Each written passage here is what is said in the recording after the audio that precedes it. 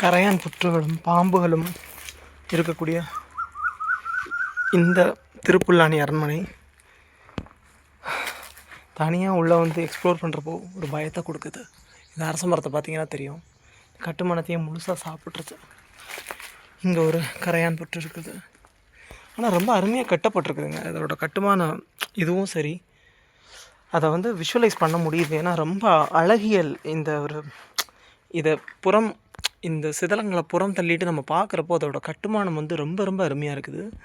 பெருசாக எந்தவித இதுவும் ரொம்ப ஒரு அருமையான ஒரு அரண்மனையை கட்டியிருக்காங்க. இன்றைக்கி சதலமடைஞ்சிருக்கிறத பார்க்குறப்போ ரொம்ப வருத்தமாக இருக்குது. கவர்மெண்ட் இதை மீட்க நடவடிக்கை எடுத்தாங்கன்னா ரொம்ப சந்தோஷப்படுவேன். ஏன்னா இந்த திருப்புல்லானி அரண்மனை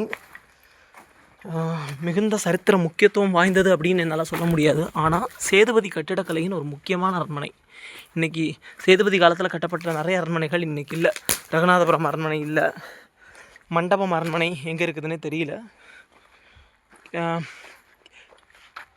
ஸோ அப்படியான ஒரு சூழலில் இருக்கிற இந்த அரண்மனையை காப்பாற்ற வேண்டிய ஒரு மிக முக்கிய பொறுப்பு இருக்குது கவர்மெண்ட்டுக்கும் சரி, மக்களுக்கும் சரி. மற்ற இடங்களில் பார்க்குற மாதிரி மக்களால் இது அதிகமாக சேதப்பட்ட மாதிரி தெரியல. இது வந்து சிதலுக்கு ஆளாகி இயற்கையை தான் ஆட்கொண்டிருக்கு இந்த பகுதியை. மற்றபடி மற்ற நிறைய இடங்களில் நான் மற்ற டிஸ்ட்ரிக்ஸில் பார்க்குற மாதிரி சாராய பாட்டில்களோ அப்படி மக்களோட இன்டர்வென்ஷனால் இது ரொம்ப மோசமாகலை. ரொம்ப ஒரு அருமையான இடமா இருக்குது. மீட்ரு உருவாக்கம் செஞ்சாங்கன்னா ரொம்ப அருமையாக இருக்கும். கவர்மெண்ட் செய்யும்னு எதிர்பார்க்குறேன், தெரியல. But I hope the change will come சூன். திருப்புல்லானி அரண்மனை நிறையா வவ்வால்கள், பறவைகள், செம்போத்து பார்த்திங்கன்னா தெரியும். ஒவ்வொரு இடத்துலையும் அந்த ஸ்விம்மிங் பூல், அதாவது இந்த நீர் தடாகம் உள்ள நடுவில் ஒவ்வொரு அறையிலையும் நடுவில் அமைக்கப்பட்டிருக்குது. இந்த ராமநாதபுரம் போன்ற வெப்பமண்டலத்தில் இருக்கக்கூடிய ஒரு பகுதியில் இது இந்த அரண்மனையை எப்போவுமே கூலாக வச்சுருக்கிறதுக்கு உதவி இருக்கும் அப்படின்றது மறக்க முடியாத உண்மை.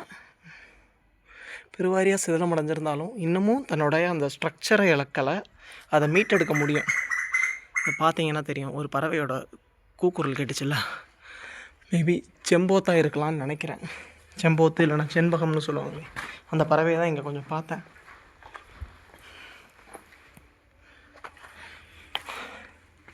It's quite exciting and haunting at the same time.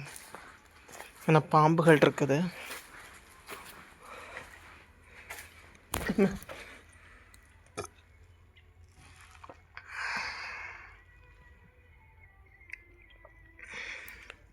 Sethupathi சீமையின் மிக முக்கிய அடையாளங்களில் ஒன்றா நான் இதை கருதுகிறேன். ஏன்னா ரிபல் சக்கரவர்த்தின்றவர் இது செண்பகமே தாங்க.